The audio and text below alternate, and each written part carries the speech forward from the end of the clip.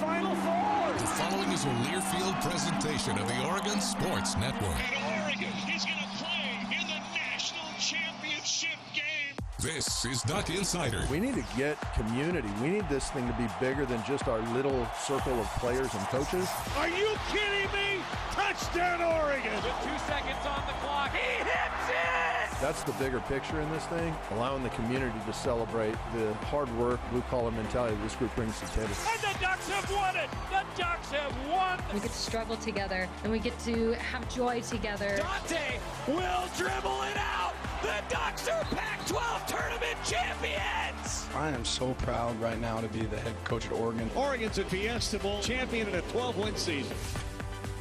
This is Duck Insider on the Oregon Sports Network from Learfield, presented by OnPoint Community Credit Union. People are the point. Now let's go live to the Country Financial Studio to talk Oregon Duck Athletics. It's a packed Country Financial Studio here on a Wednesday. Knight Uretsky with Jerry Allen. Jerry, you're back. Yeah, you told me about the shirt, so yeah, I said, okay, if you'll wear the same shirt, I'll come in then. It's yeah, apparently. Totally unplanned. Like, honestly, no, great sense of style, Great Jerry. minds thinking like that. Exactly. That's the way that yeah. is. Happy to have you back on the desk. Good to be here. Did you miss me? No. Oh, okay. Did you miss the desk? I missed the desk, yeah. No, yeah, I watched yesterday, though, so it was fun. Good show. Awesome. Happy that you're back. Happy to be with you here today on this Wednesday, 1 o'clock hour. We got a couple of guests here today, and then we have Rob Moseley, who came by earlier today, recorded with him as he's ahead of going on out to Santa Barbara on a trip with the baseball team. I believe he's bussing up right now, and then he's on the road. So he's already out there, but now back due to popular demand, 2 straight weeks. It's Damone, Merkerson, and friends. Wow. Let's get it. Damone, how you doing? I'm doing good, man. I'm feeling good. You know, Yeah. feeling refreshed. Had a good night of sleep. How about yourself? You know, I'm doing good as well. I wish I had more sleep, but you know, happy to be here. So you did a great job last week introducing your guests, your friends, and you have 2 friends coming in today. But today it starts with this man to your right. Go ahead and introduce him the way that you did last week. Oh well, it is my grand pleasure to introduce my guy, my man, most distinguished brother of Omega Psi Phi Fraternity Incorporated, the purple and gold, the young football boy, Bryson. How you guys doing? Doing great. Isn't that the best way that someone could introduce you? Yeah, he should be a commentator. Yeah. We've been talking about it. He's going to host a show someday. Yeah, I'm trying, man. I'm next up. Next up. Well, Bryson, welcome to the studio. Happy you're here. So we have a tradition, and you don't know about it, but the tradition is when you come to the studio for the first time and you're on the show, you have to give your 2-minute life story. So you have to give your life story and get as close to 2 minutes as you can. There's a board over there, and it shows who's leading. Right now, Dave Butler, former Oregon volleyball assistant coach. Okay. 159 point, what is it? 5.6. Pretty close. Okay. So, I mean, are you up to the task? Yeah, so basically just tell my life story for 2 minutes. For 2 minutes. Okay. Get as close as you can to 2 minutes. Okay. All right. Jared? You got a stopwatch? I gotta give you a stopwatch. This is my first time actually doing it. Jared, did you tell your 2-minute life story at one point? My 2-minute life story, because of my age, is 7 minutes and 40 seconds. No. Yeah. So you never did tell No, it. I did not. No, I All right. Bryson, you ready? Yeah, I'm ready. Go. All right, so I'm originally from Kansas City, Kansas, in Wyandotte County, and it's the Midwest, so it's a little different from being out here originally. But for high school, I went to Bishop Mie's high school, and I played football there for 4 years, basically. And then, of course, went to class and then met a lot of people that, you know, I'm still good friends with. And then I ran track as well. And then next was college, and then I got recruited to go to Missouri Western State University, which is a D2 school in Missouri. It was in St. Joe, Missouri. And I had 2 years there where originally I was studying health and exercise science there because I wanted to do physical therapy. And that was something that I wanted to do because after my junior year, I got hurt in high school. So then I went to physical therapy and stuff, and then that made me interested in physical therapy. So then I did that there. But then I didn't like it there after about 2 years. So then I decided to enter the transfer portal, which I was kind of skeptical because I didn't know originally at first like how it would turn out. But then I just put my faith, in God and then just did it. So then luckily I ended up, Oregon contacted me, and then I ended up at the University of Oregon. But I changed my major to advertising with a minor in sports business. And then now I'm just continuing to try to put myself out there and work hard and then get to the end goal basically at the end of the day. So I say that's kind of how I got here and then how everything ended up now. 1 minute, 33 seconds, and 93. It's not bad. That's not bad. Ain't bad, bro. A lot of people, it depends on who you are, but a lot of people go over. I didn't know where I was at. I was trying to. Not easy to do. I always want to ask, when you transfer from one school to another, you come to Oregon, what's the biggest difference from where you were playing to where you're playing, practicing, doing weights and all? What's the biggest difference? I would definitely say the resources and the connects, and then definitely, of course, the facilities. That's the major difference. Especially coming from like Division II. It's not as big, as glamorous always as Power 5 is, but that's probably like the main difference I would say. Mm-hmm. Bryson, for you, this past week, you and Damone got to go down to L.A. for the Black Student Athlete Summit. What was that kind of experience like, and what did you take away from that overall weekend? It was an amazing experience. It was amazing being able to see all those athletes in one spot at one time, and especially athletes that you would never have a chance probably to ever meet that you play against. And I liked it because it was just different breakout sessions, and you went to different spots that was like related to your career field, and they had like different professionals come and kind of talk you over and discuss kind of like what it's like in their industry. And it was kind of focused on like empowerment kind of in a way, and just teaching us just different life lessons and then different ways to kind of go about your career path. But it was definitely a good experience. Mm-hmm. Damone, what about you? What was your experience like, and what did you take away? Yeah, that conference is one of a kind. It's a unique opportunity for those that are student athletes that are obviously experiencing and going through things, but also as a professional, an opportunity to learn what other people are doing, right? What are some ways to, because it's all about connection and community and connectivity. So it's great presentations. Bryson mentioned the workshops, which, for the student athletes, focus on different careers. For the staff and professionals, different techniques, whether it be how to support, Black student athletes from a mental health standpoint, or, what ways do we need to, position them so that they can be successful, right? There's some of them are overrepresented in certain sports, but then there are some that are in sports where they might be maybe one of two, Black students within that sport. And, sports as a team, we all come together, but there's always differences, right? And how do we communicate those differences that in a way that shows that we're more alike than we are different? And that conference just does a really good job of creating a space for conversation to attack those things.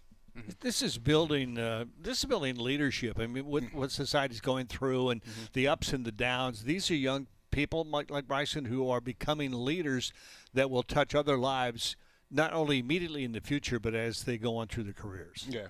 It's all about that.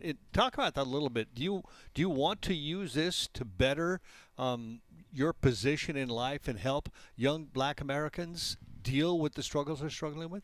Yeah, definitely. Because one of the big issues that, hear a lot of athletes talk about is life after, like, basically the ball goes flat. It's kind of like people don't know what to do because they put so much into their sport. It's basically like their lifestyle in a way. So it's like once that's over with, some people don't know what to do, or they never had a chance to focus on other talents or other hobbies that they like to do. So they don't really know, how far they can go or what other things that they can do other besides their sport. So it definitely gives you a chance to think about that and get connections so that when, you are done with your athletic career, that you do have options and you do have some type of insight, into what you want to do after. Bryson, Damon's mentioned it. You guys both were members of historically Black fraternities, and you currently are a member of that. Talk about your leadership experience in that fraternity and what that's been like going to school at Oregon. And were you previously involved at your previous university? And what was that transition like coming here to the Pacific Northwest? Yeah, so I originally I finished pledging at my old school at Missouri Western State, and then after I transferred here, I realized that there wasn't any of my fraternity here, but there were other members or other organizations of the Division 9 here, but mine wasn't. So it was kind of a goal of mine to try to start it up or try to bring it here. So luckily, we're still in the process of that. But we have 3 members here now, and then 2 up in Oregon State. But we'll be doing like kind of like join together, kind of in a sense. Mm-hmm. But I just wanted to let people know that you can do a lot of different curricular activities and lead by example and show people that you can be a multidimensional person, while being an athlete and a student at the same time. Very cool. Very, very cool. Anything else that you guys want to hit on? No, man, appreciate it. Appreciate it, right? Appreciate you, Bryson. Appreciate it. Well, quick time out, and when we come back, we'll have another friend with Damon and Merkerson here. And before we go on, we're getting a 60-yard run in the spring game. Let's talk about it. Let's talk about it. Yeah. I just want to hear about it. Yeah. I mean, there was a highlight. It's just a little bit. It was. Take us through it? I mean, I just knew that it was an outside zone play, and then I knew that the DN was kind of wide, so I knew that he was kind of like in a wide 5 technique, so I knew it was probably not a possibility that I was going to get outside somehow. But once I got it, and then they just carried me to the edge, and I knew I couldn't get around. Next thing you know, somehow I just turned around, and then I saw it was open field, and then I just tried to take off and then score. So it happened so quick, but that's just what I tried to do. What was that feeling like, scoring a touchdown at Autzen Stadium? It was an amazing feeling, especially as a kid. Like, it was always a dream of mine, just like almost any other athlete, to come to the University of Oregon. So being able to do that and thinking about it as a kid was definitely something, that was first special. of many. That's the first of many, I'm just going to say, okay? All right? I love it. Now that time out, when we come back, we'll have Vincent Messler here on the Oregon Sports Network from Learfield. Summer's here, and with a new Toyota, you can make the most out of summer with all your friends. Most of my friends happen to be four-legged. Your summer starts here, but it all ends June 3rd. Toyota, let's go places. Dealer inventory may vary. See your participating Toyota dealer for details. As a local community credit union founded by teachers, OnPoint is committed to supporting the students and faculty at the University of Oregon. And on game day, we're right there with you, on the field, in the bleachers, and in the classrooms. Drop by our local branch today and discover the many ways OnPoint can help support your financial well-being. OnPoint Community Credit Union. People are the point. Federally insured by NCAA. Equal housing opportunity. Summer's here, and with a new Toyota, you can make the most out of summer with all your friends. Most of my friends happen to be four-legged. Your summer starts here, but it all ends June 3rd. Toyota, let's go places. Dealer inventory may vary. See your participating Toyota dealer for details. Don't go anywhere. Duck Insider continues after these messages on the Oregon Sports Network from Learfield. Wouldn't it be great if life came with a remote control? You could hit pause when you needed to, or hit rewind, like that time you knocked down that wasp's nest. Uh-oh. Well, life doesn't always give you time to change the outcome, but prediabetes does. With early diagnosis and a few healthy changes, you can stop prediabetes before it leads to type 2 diabetes. To learn your risk, take the 1-minute test today at doihaveprediabetes.org. Brought to you by the Ad Council and its prediabetes awareness partners. When might you be buzzed? When you suddenly love everything. You guys! I love this song! I love these nachos. I love our kickball league! Ugh! I love this guy! What's your name? You know what I'd love? A ride when it's time to head out. If you see a buzzed warning sign, call for a ride when it's time to go home. Buzz driving is drunk driving. A message from NHTSA and the Ad Council. I love your car. Is this real leather?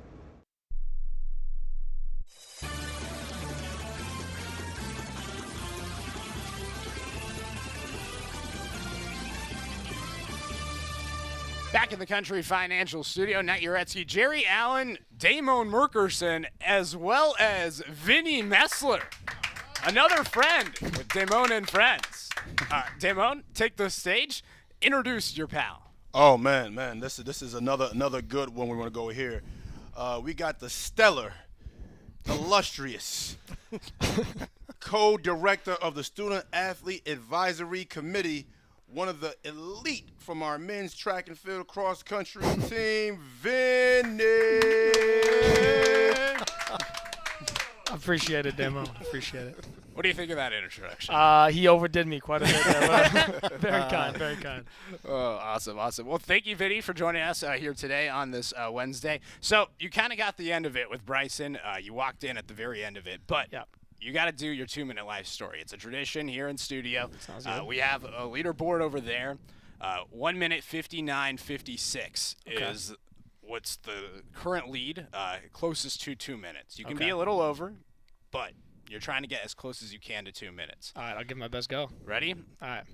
Go. Okay, my name is Vinny Messler. I was born and raised in Eugene. I grew up about 10 minutes that way. So I've always been a Duck my whole life. My family all went to Oregon. They all ran for Oregon, so this is just kind of who I am, what I've known. It's always been my dream. And so I played all kinds of sports growing up, but then after my freshman year of high school, I realized I wasn't going to make the NBA, so I decided to focus on running. And then I made it to Oregon to run, and so I'm just finished up my 3rd year here at Oregon. I've been loving it. I just graduated this last winter, and then I'm going to come back for my MBA here in the fall. And so I'll do that through the sports business program we have here. I'm really excited about that. I mean, I think it's just kind of my journey here, my path here is just it was always just kind of what I wanted to do, and I was fortunate enough to actually accomplish that. And I think that that's something that I want to just kind of keep going. Then after this, I will leave Eugene at some point. I'll probably go find some new adventure. But for the time being, if I was wanted to be a Duck and I was a runner, this is just the place to be. So I've always wanted to be here. But yeah, I'm excited for some new journeys going forward, and I think that Oregon has really shaped the person that I am today, and I'm definitely feel very blessed to be here and all the stuff that's brought me. 1 minute 10 seconds. Oh, embarrassing performance. Embarrassing. Yeah. Did you think you were longer than that? I tend to talk a lot, so I told myself, don't talk too much, and I took that to heart too much, I guess.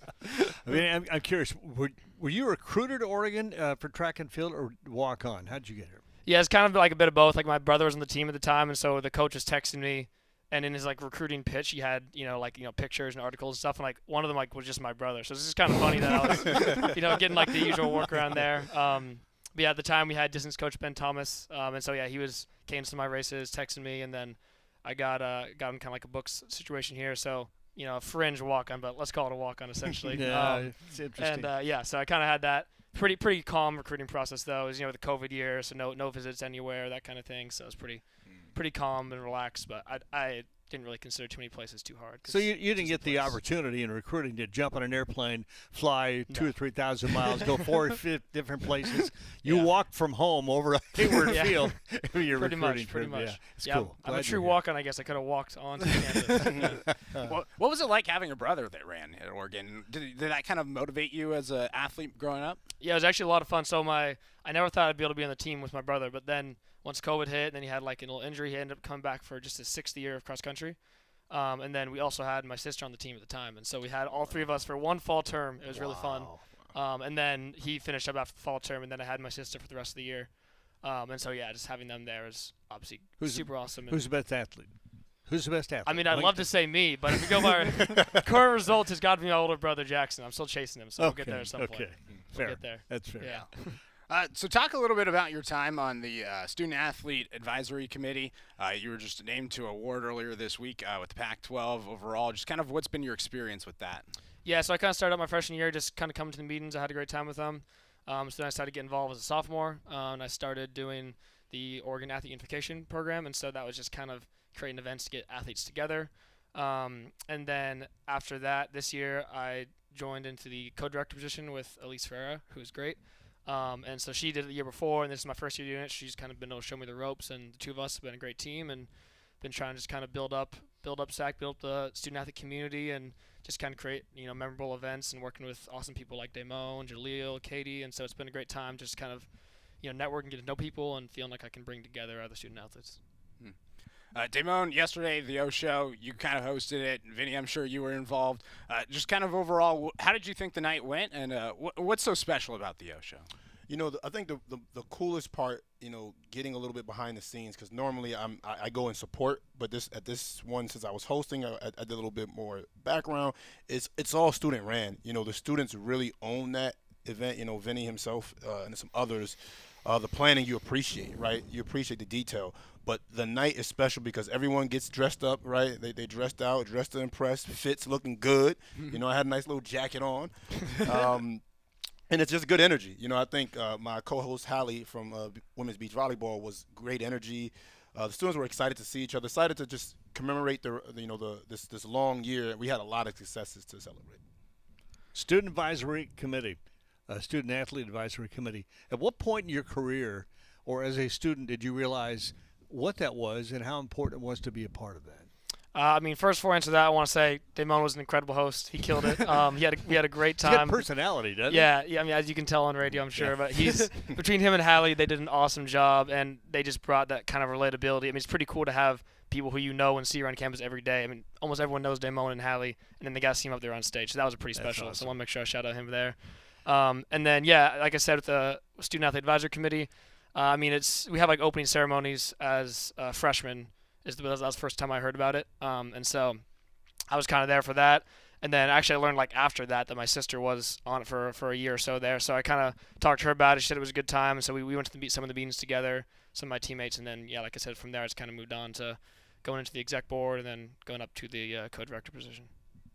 That's awesome to see the progression. And, with like the Pac-12 award this past week, what was kind of some of those things that you guys highlighted this year and like kind of led to you guys winning that award? Yeah, I mean, we do. So the way it works, we have a bunch of different like subcommittees grouped up. And so we have some awesome ones like Bjorgen, which they kind of worked together and created this international student athlete event. And so we had a bunch of people come in from all our international student athletes, and they presented about their country. And so that was a lot of fun because we got to learn a lot about that. That's always one of my favorite events this year. I think it was a huge success. And then we also had the Women of Oregon put on the Women's Symposium. And so that's just kind of teaching, the other women student athletes kind of how to, navigate the professional world. And so our Women of Oregon group put that on. And then we also had athlete unification, putting on all kinds of different events. Like there's a pickleball event coming up. We had a beach volleyball event. So those are just kind of like, fun events to get people active and enjoy the process. And then we also had Duck the Stigma do a mental health panel. And so that was a lot of fun. We got I think it was 4 student athletes come in, share their stories. And, it's a very hot button topic these days. And so it was good to get them on there. And then we also have the O Heroes group. And so the O Heroes group, they just they're focused on that community service. And they're really focused on like just, having a broad reach around the community and making sure that, people feel the impact of the Oregon Ducks and that we want to be there to help. And so I think it's just because of how like organized that all it is, and I get no credit for that. All this process, like that was set in when I walked in, and it's so well created that each one of those groups has two to four just students who are in charge of that. And then the co-directors, we kind of oversee all of it. And so I think it's been a lot of fun to see each group's kind of had their moment to shine this year. And I think it's been a really strong, cohesive group, and so that's kind of what led to all that. How do you balance all of that? I mean, being a student athlete, running for your team, and also being on this committee, like, how are you able to manage all that? I mean, I've just always kind of been a high motor guy, and so I enjoy being busy. I mean, sometimes I might think I'm a little too busy, but the reality is, like, the busier I am, kind of feel like the more I get done, I get energy from that, just the process. And so that's something I've known about myself ever since I've really been a young kid. Like, I've always just kind of created things for myself to do. And so, I think it's been, just a positive thing for me to just kind of, I just seem to always thrive when I have a busy schedule. And so that's just kind of how I've figured it out. I'm curious, how much more prepared for life beyond school now in athletics do you feel you are because of this that you've been a part of? Yeah, I think that is super important. And so when I came to Oregon, obviously, the dream it was being here to run. That is still and always has been my main priority, and focusing getting that degree and all that. But there's just so much more to it than that. And Oregon, with just the people that are here and the brand that it has and all that, it's such there's just so much more you can get out of it besides that. And so when I came here, I knew that was one of my missions. Like, okay, I'm going to get everything I can athletically, everything I can academically, but then also focus on all those other things, that professional development and just creating those connections, that networking. And so that's something I've really has been a priority for me ever since I stepped foot on campus. And so, I think it's been something that's been really important. And I feel like, not that I don't want to say like other people like behind. I just think that like it's just like I said, it's kind of in my nature. So this is something that like Oregon has allowed me to do. And I think if I would have gone somewhere else, I would have tried to do the same thing and maybe not been quite successful because they wouldn't have had the same, platforms and resources that Oregon's had. And so, I do feel like I'll be, set and happy and ready to be successful wherever I end up in life in the future. Certainly, yeah. Damon mentioned a little bit earlier about you, and you have some work with a nonprofit here in town. Just kind of what is your experience with that, and what do you guys do? Do a couple things. One is we do work with Team Impact. And so Team Impact is like a group where they partner with NCAA schools and then kids who have, a childhood ailment or cancer of sorts. And so we've been having a great buddy in our team named Levi, and he's been a lot of fun to work with. And then there's a couple other ones. Lacrosse has one, baseball has one. And so that's been a lot of fun to kind of work with him. And then there's also Oregon Track Club. You guys have heard of that, I'm sure. Oh, yeah. And so I put on the summer all-comers meets with my mom. We're the directors for that. And then, they do a lot of good community events, and so I kind of like to help out with those. And they have youth practices and that kind of stuff. So I'd say those are kind of the two main ones I would focus on for that. Dave Mons, I'm going to ask you, just listen to him talk and what he's involved in, which he didn't realize he would become. How proud does it make you? And he's not the only one. How proud does it make you in your role to see these student athletes doing what they're doing? I mean, yeah, it's the plan, right? I think a part of the plan is making sure that we can provide them with the resources and tools. I take no credit for any of those things he listed. Make sure I have that clear. But I like to think that, it's our job to equip them, right? Show them the way, right? And hopefully they take it and run with it.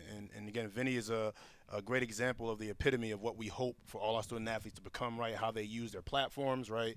How they're using, whether it be the degree programs, and how they just, use the power of sport, right? To tell bigger messages, right? I'm a very big believer in the power of sport and telling stories and being used for the betterment, right, of society. So it's all going according to plan, right? Tremendous leadership, though. I'm like, give yourself some credit. Come on, give yourself some credit. Tremendous leadership. Yeah, I appreciate it. For sure. Anything else that you guys want to hit on? No, I'm good. I'm good, fellas. Yeah, I mean, I think we're good. I had a great time being on, so I appreciate it. Yeah, appreciate it. Damon Merkerson with friends again. With friends, let's go. Back-to-back weeks, and someday I think this table will suit for you, man. I mean, you know what? Let's talk about that. How do we get a petition? Get me behind that desk. Somebody get me there. Justice for Damon. It's going to happen. It's going to happen. It's not going to matter how do we do it. It's just going to happen. Yeah. I guarantee it. I guarantee it. When the day comes, are you going to be ready though? Oh, am I going to be ready? I'm going to have a whole fit designed up for it. I'm going to have a nice green jacket. Be good. Don't overdress. Don't make us look bad. Come on now. Yeah, sorry. I'm going to. Do you think the fit is going to be better than what you wore to the O show yesterday? Oh, undoubtedly. I'm looking fresh, though. I don't know how you're going to top it. I might have been one of the few people that actually stuck to the dress code. The theme was Deep in the Woods, which was supposed to be like brown, right, like dark green. Everybody came with like black, white, regular, I was gray blue. I was putting on the thing and I didn't even show up. So. Yeah, which is fine. It was cool, but now everybody looking at me like, why is this dude in brown and green? Looking like a branch. Right? Okay, we're done. Another time out. When we come back, we'll have the conversation with me and Rob Moseley here on the Oregon Sports Network from Learfield. Hey, Duck fans, we're all about protecting our home turf here in Eugene. You should do the same for your home with Country Financial Insurance. Most home insurance doesn't account for inflation, but with Country Financial, yours can. If something happens to your home, make sure you can rebuild the same house in the same place. Call a local representative or 866-COUNTRY and get a solid defense for your home. Home insurance policies issued by Country Mutual Insurance Company, Country Casualty Insurance Company, or Country Preferred Insurance Company, Bloomington, Illinois. Property must meet age and condition requirements, which vary by state. At Shadow Hills Country Club, we're more than just an award-winning golf course and practice facility. Our events team offers all-inclusive event pricing that allows us to take care of all the details while you enjoy your event. Our indoor and outdoor venues offer you a wide variety of fully staffed options that put the focus on you. From weddings to business and social events, at Shadow Hills Country Club Events Center, you get the benefits of a resort atmosphere and amenities in a peaceful country setting, just minutes from downtown Eugene. Call for a tour today or visit shadowhillsevents.com. Duck Insider continues after this timeout on the Oregon Sports Network from Learfield. When you're high, you feel different. You think different, you talk different, you draw different, you listen to music different, but you probably knew that. Problem is, you also drive different, and not in a good way. That's why driving high is illegal everywhere. So if you're high, just don't drive. Make a plan to get a sober ride. Because if you feel different, you drive different. Brought to you by NHTSA and the Ad Council. Sometimes I just cannot believe all the storms we've gone through here. I can only hope that we'll be able to leave this house to you one day, baby. You're our legacy. Planning for these disasters will make sure we're safe and is the best way to protect that legacy. Protect your legacy. Visit ready.gov/plan for the tools and tips you need to start your emergency preparedness plan today.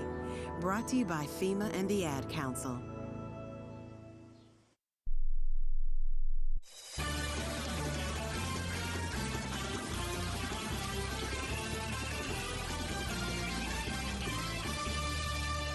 Back at the Country Financial Studio, and now it's just me and Jerry. Yeah, those guys are fun. They're really fun. Damon's definitely going to be on the show sometime. Oh, he's going to do a great job hosting someday. I really enjoyed him bringing in those student athletes and getting that perspective. I mean, you really get to hear a little bit from those student athletes, and I think that's what the show's about. No, it really is. That's the one thing that we've learned doing the show. And when we have athletes come in, you get to see them without a uniform on. You get to see them up close and personal, and you get to find out that they're real people. They have real lives, and they're really no different than you or I, except that they're extremely talented in athletics. So that's the part of it. They're real. They're absolutely real, wonderful student athletes. Now, that's one thing that I like to say. There's a lot more to a player than just like hit ball hard or catch a ball. There's so much more to a student athlete, and it's really awesome that we get to share that experience and get to share their voice here on this show. We talked with Rob Moseley a little bit earlier today. I did, and Rob is heading down to Santa Barbara. They're actually flying to Phoenix first, have a 3-hour layover in Phoenix, and then flying to Santa Barbara. So a long travel day for Oregon baseball as they go to the NCAA baseball tournament in the regional in Santa Barbara. Here is that conversation with Rob Moseley. Rob Moseley is here in studio. Rob, how you doing? I'm great. How are you? I'm doing great. Scott, do you have the photo from yesterday? No? The photo of me and Bill yesterday. See if we can pull that up. We wanted to start today with Bill Walton. Red and red. Yeah, red and red. Actually, this is the photo that we showed yesterday. You look like you've been living a lifestyle in that photo that Bill liked to live. Exactly. You know what's funny is in that photo, right beforehand, Bill told me. That tie-dye is magnificent. Yeah, got it right before Fish at Matthew Knight Arena my sophomore year.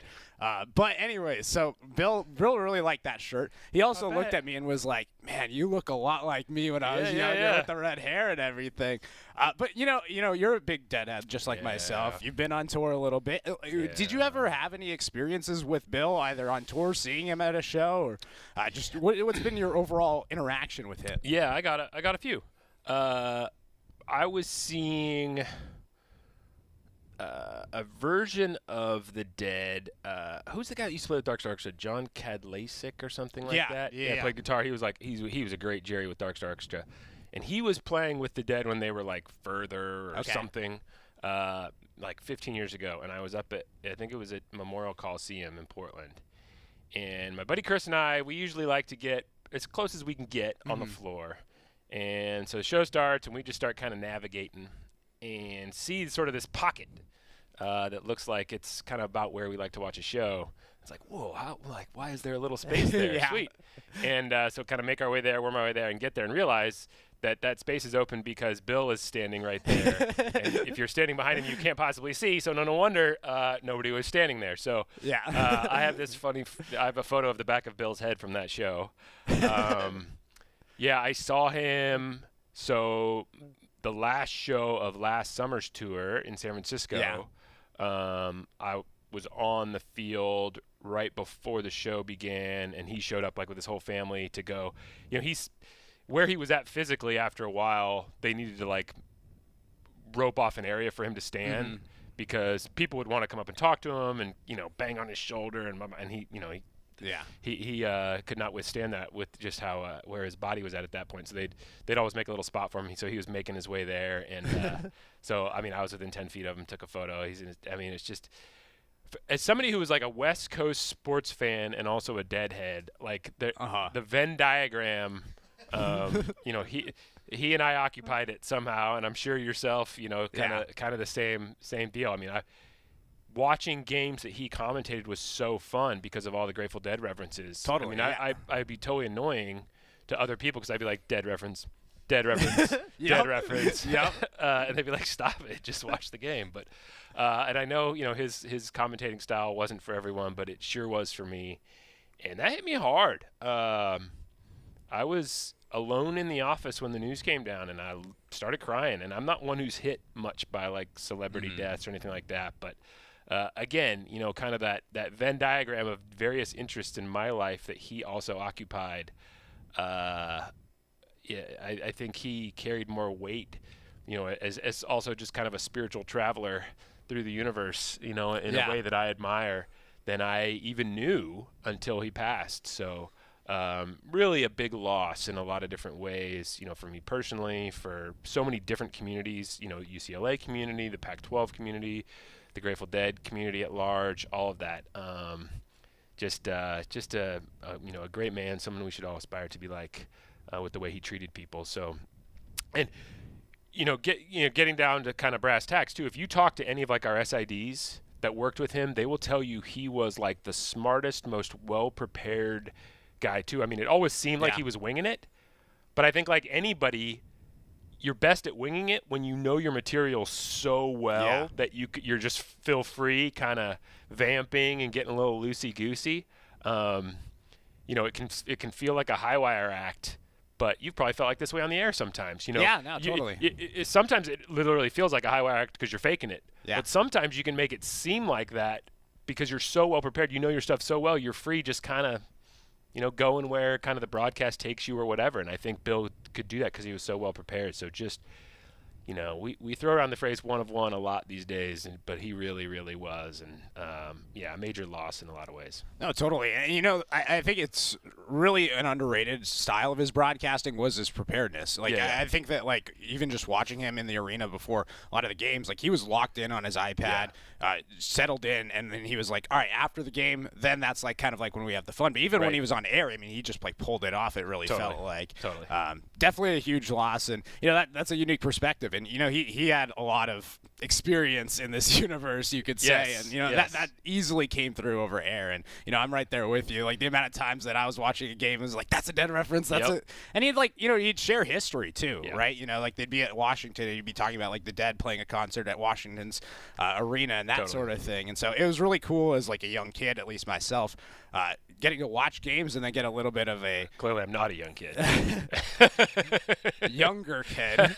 You're still a kid, Rob. It's a state of mind. Yeah, it's a state of mind. It's a state of mind. Yeah. But, you know, it was a very educational experience listening to a game, no doubt. You know, I do want to get to Oregon sports. Pac-12 tournament this past weekend. You're down in Arizona. What were your overall takeaways from that weekend for the Ducks? Well, you know, obviously the offense just went quiet at the wrong time when you're trying to hopefully win a tournament and maybe kind of sneak into consideration for hosting a regional this weekend. You know, I thought the pitching was solid, but the bats didn't quite come together the way you needed them. You know, probably kind of similar to softball the week before in those matchups against Oklahoma. You know, Mark Wasikowski said before the trip, you know, he noted that his team had been a little bit overly reliant on the home run this year. And I think it was hard not to reflect on that after this past weekend, you know, just not being able to produce power and thus not being able to really produce runs. You know, again, I was reflecting on softball a little bit. You know, Missy Lombardi talked all about, you know, huge keys for them in the first inning. You know, particularly if they're the home team, you know, get a shutdown inning in the circle and then come in and try to get at least 5 people to the plate. Because if you can get at least, you know, if you can start passing the bat, obviously, I mean, this is not, you know, not the most profound thing in the world, but, you know, it's a way to kind of put a measure on it, you know. Like if you can pass the bat and get a bunch of people up to the plate, you know, you're probably going to be able to make good things happen. And it just seemed like, you know, that just wasn't there for baseball last week. I thought Mason Neville in the second game, I mean, his day kind of summed it up. You know, he triples in his first at bat with nobody on base, gets stranded. He doubles in his last at bat with nobody on base, gets stranded. The 2 at bats in between, he comes up with people on base and isn't able to come through with those hits. And it just not to pinpoint him, but that just seemed, I think, kind of a microcosm of the way things went in those 2 games, which is, you know, a small sample size, and that's the game of baseball that'll do that to you. But you do have to take advantage of opportunities when they present themselves, and just it wasn't quite there offensively last week. It certainly wasn't, but, you know, there was also really good pitchers on the other side. No doubt, 100%. That's the big thing, too. Again, and that's the game of baseball. You know, you might have guys locked in pregame in the cages and all that, and then you get out there and the dude on the mound is dealing, and well, we'll get him tomorrow, fellas. and there was a little bit. I mean, particularly the Utah kid, obviously Pac-12 pitcher of the year in the first game. I didn't know the SC kid as well. Coach Waz, mentioned afterward that he's been getting a ton of draft buzz lately, so that tells you what kind of arm talent he has. That's a football term. Do we use that in baseball? Arm talent? Arm talent? Yeah. Sure. Okay. I think so. But you get what I'm saying. Anyway, certainly looked the part, against Oregon that day too. So, I'm sure all those hitters really, as they hit the road this morning, ready to kind of get after it and kind of put that behind them and hopefully have a new week, although against, potentially some really, really talented pitchers that you're going to face in the regional this weekend too. So, all you can do is take the field and try to put that behind you and put together a different performance. But that's got to be a good learning experience, too, going into a regional, facing off against two of the best pitchers in the Pac-12. Now you're heading to a regional against a couple of teams that have won their conference. I mean, there's going to be good arms on the other side, and that's good, valuable experience. No doubt. And, I think, they'll probably tell you when you play in the Pac-12 that was going to be the case all along. Every week you're gonna face quality arms. But yeah, particularly now you get in the postseason. No doubt about that. It's an old saw in sports. There's no losses, only learning experiences, right? And that's sometimes that can be a really hard mentality to embrace. But it's really kind of the only way to go through life. I mean, I'm sure Bill would have said the same thing.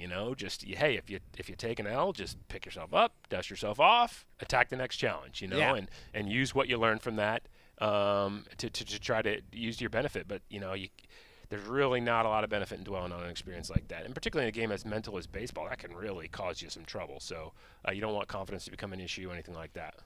That was part number one between my conversation and Rob Moseley earlier today. Jerry, we talked a little bit about it. Me and Rob did, kind of just remembering Bill Walton. What do you remember about Bill Walton? He was just such a free spirit, happy-go-lucky, very intelligent man. I mean, he went through some really tough times in life, and I think the pains that he went through that almost took his life earlier on with a bad back. He was hospitalized for a long time, couldn't walk, came back from that. He had a different perspective and look at life. So to me, he was a special guy. Truly was a special guy. Another timeout, and when we come back, we'll have part number two of that conversation here on the Oregon Sports Network from Learfield. Summer's here, and with a new Toyota, you can make the most out of summer with all your friends. Most of my friends happen to be four-legged. Your summer starts here, but it all ends June 3rd. Toyota, let's go places. Dealer inventory may vary. See your participating Toyota dealer for details. As a local community credit union founded by teachers, OnPoint is committed to supporting the students and faculty at the University of Oregon. And on game day, we're right there with you, on the field, in the bleachers, and in the classrooms. Drop by our local branch today and discover the many ways OnPoint can help support your financial well-being. OnPoint Community Credit Union. People are the point. Federally insured by NCAA. Equal housing opportunity. Summer's here, and with a new Toyota, you can make the most out of summer with all your friends. Most of my friends happen to be four-legged.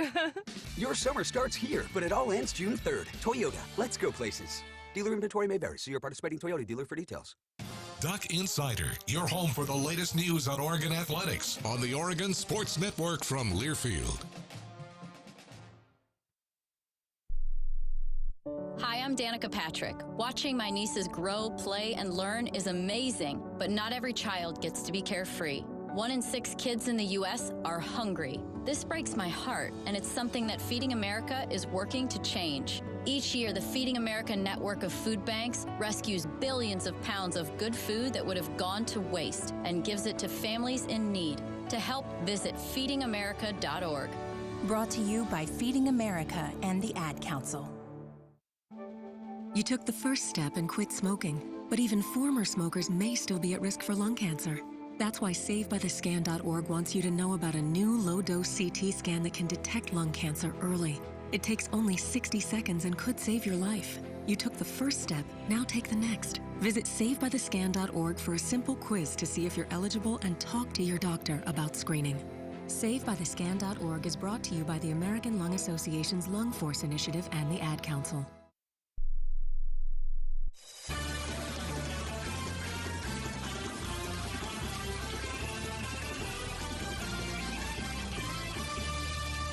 Back at the Country Financial Studio, and part number 2 of that conversation between me and Rob Moseley earlier today. Moving forward to this upcoming weekend, regional field has been announced. Ducks in Santa Barbara facing off against San Diego initially, and then the winner of Santa Barbara and Fresno State. So a couple of California schools against Oregon. Overall, what were your thoughts on the regional when that was announced? Well, the first was a personal reflection because I've covered baseball at UCSB, and I'm pretty sure I covered a game down there once where the pitching matchup was David Peterson against Shane Bieber. Ooh. And both dudes who are in the big leagues. I think Petey's actually making his return today for the Mets. I'm not sure. Yeah, he hasn't pitched yet this year. He's coming back from injury, but I think he got activated and is making a start today. So good luck to Petey. But yeah, it's just Andrew Checkett's, who was a coach here. Always recruited great pitching, and it sounds like they've got more arms too. I got to tell you, my knowledge of UCSB doesn't extend much beyond like their mascot. But if the Ducks end up playing them, I'll learn a little bit more. But you just know, going into this stage again, like we were saying, it's gonna be talented teams. It's gonna be teams that have experienced success. So you talk about confidence. It's you mentioned some teams. If you won your league, what have you, you're gonna come in feeling pretty good about yourself. So that's Ducks cannot afford to be dwelling on last weekend, that's for sure. Oregon will be facing off against San Diego. That one going to be on Friday. Again, no Duck Insider on Friday, as Ryan Milano is going to have the call for that one down in Santa Barbara, Ducks versus San Diego. And then if they win, they'll advance to the next day, play Saturday night. Overall, a big regional. And, last year it felt like the regional – a lot of people counted Oregon out, and it feels like even heading into this year, they're the only team that's an at-large bid. Everyone else won the conference. It kind of feels kind of a similar story, and it feels like a regional that Oregon could come out of and win. Oh, yeah, no doubt about that. I mean, I think this team, yeah, for sure, if you can get the kind of pitching you got last week where, you're getting quality starts and you can string a few more at-bats together, I think you look at Brock Moore and his emergence. Obviously, in a regional, the depth of your pitching, if you're going to win it, is probably going to be stressed, unless you can manage to just cruise through it, and that'd be great. But odds of that, it's good. That would be a pretty impressive feat given the quality of competition. So you count on the depth of your pitching to be stressed, and so Brock Moore's emergence as a fourth quality starter is just huge. Potentially, going into a format like this where you're going to have to potentially throw a lot of innings in a condensed period of time and not being able to rely on many guys for multiple outings. If you can get a quality start from him and then still have your kind of normal weekend rotation, what has been the weekend rotation most of the year, still set up to go, I mean, that would be huge. And who knows what order that they're going to decide to throw guys, but just having 4 quality options to start games is pretty massive. No, pitching definitely wins championships, especially come postseason time in collegiate sports. For you, like offensively, though, who's going to have to be that X factor that's going to have to step up compared to last week?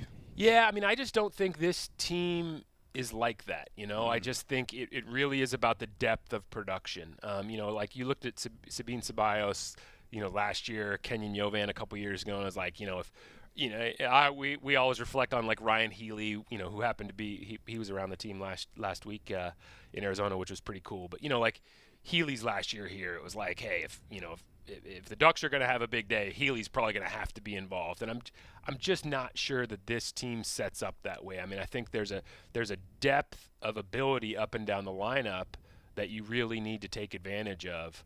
Obviously, getting Jacob Walsh going would be really, really nice. I'm sure he was pretty frustrated coming home after last week, not being able to come through.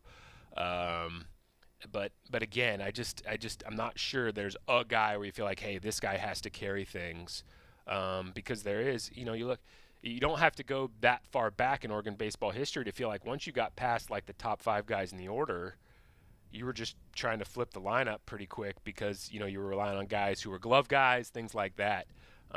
That's just not the case with this group. I mean, there's times where your 7, 8, 9 are like table setter types or like run producing types. If Bryce Betcher's hitting down there or something like that. So, a lot of options, and just no one guy I think needs to feel the pressure to kind of carry things or come through.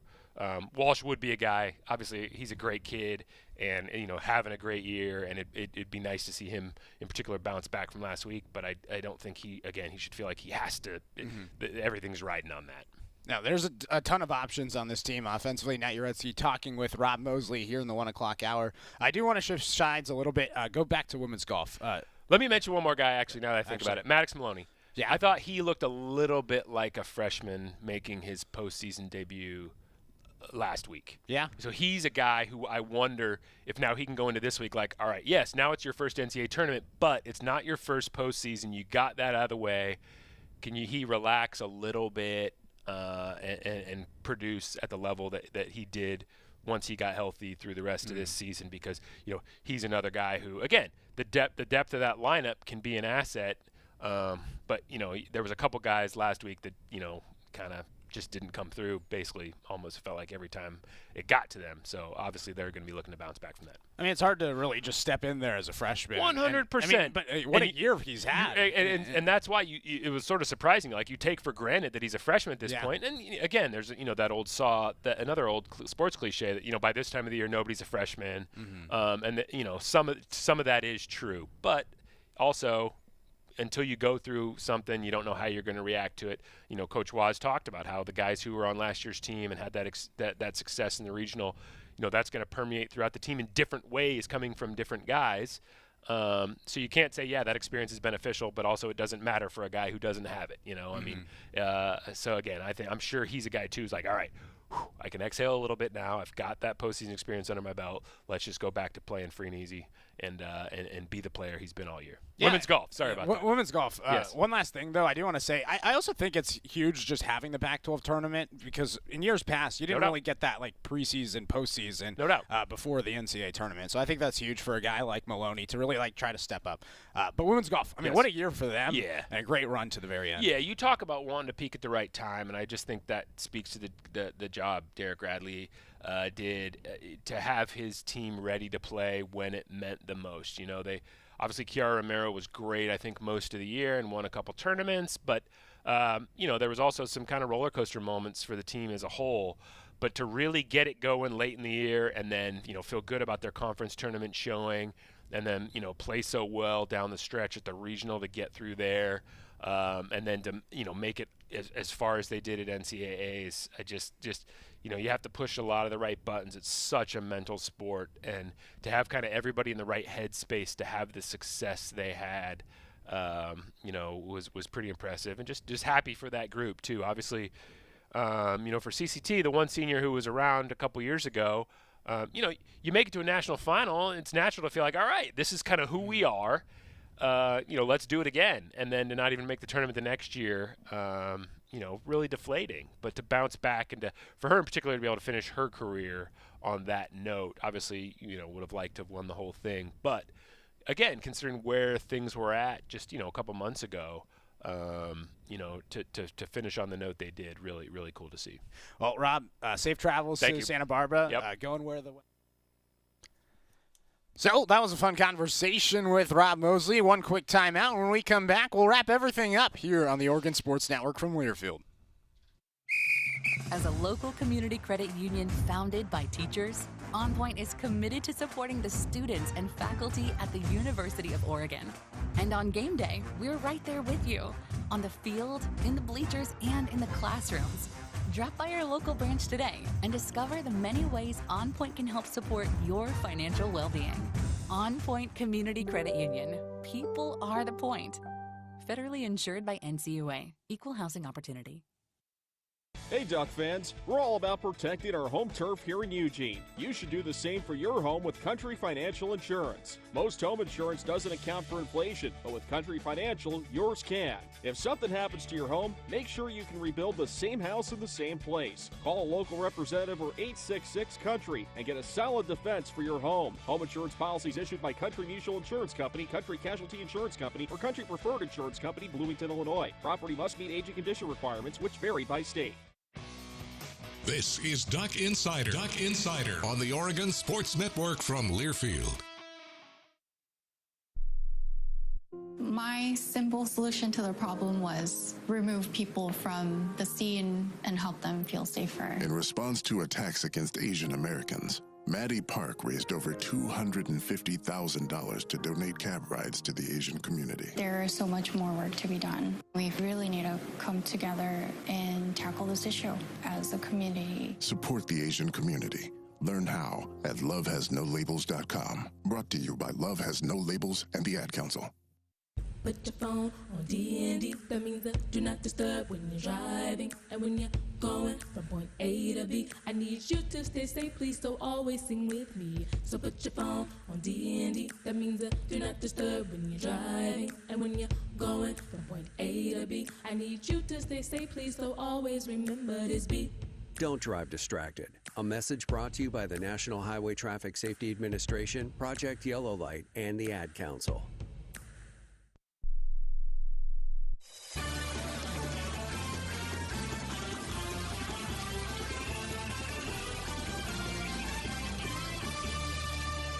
Fun show we've had so far today here on this Wednesday afternoon. We had Damo and Merkerson as well as friends here in the studio, and then we had that conversation with Rob Moseley. Just a heads up, Oregon baseball, no show on Friday because they'll be playing in the NCAA Regional against Santa Barbara. I don't know about you, Jerry. I feel pretty good about this regional. UCSB, Oregon, San Diego, and Fresno State. Yeah, the Ducks got to stay on the West Coast. That's huge. They didn't have to fly, 2 or 3 hours or a different time zone to play, and they can play with every one of those ball clubs. They've beaten all of those ball clubs in recent history. So, yeah, and I still think Oregon's playing their best baseball right now. So I feel really good about advancing. Yeah, they did have a tough go of things in the Pac-12 tournament, but nonetheless, San Diego, a team they swept in a 4-game series last season. They already faced off against UCSB earlier this season. It was at PK Park, and, the weather was crazy. Oregon won a game against the Gauchos, and then Fresno State, a Mountain West team that won the Mountain West Conference. In fact, all 3 of these teams, UCSB, San Diego, and Fresno State, all won their respective conferences. The Ducks, the lone,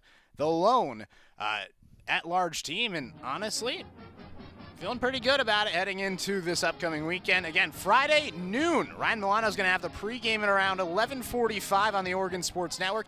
You can tune into him for the hometown call, and the game will be at ESPNU at noon.